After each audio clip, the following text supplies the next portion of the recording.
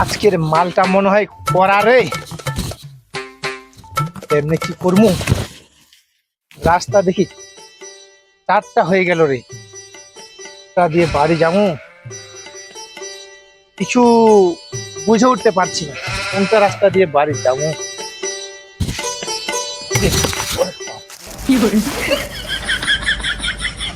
আইরে মাল রে, ইয়ে তো করা হয়ে গেছে রে। আইরে কি করবো এখন, কেমনে বাড়ি যাবো রে। এই রাস্তা দিয়ে যাইতে হবে আজকে।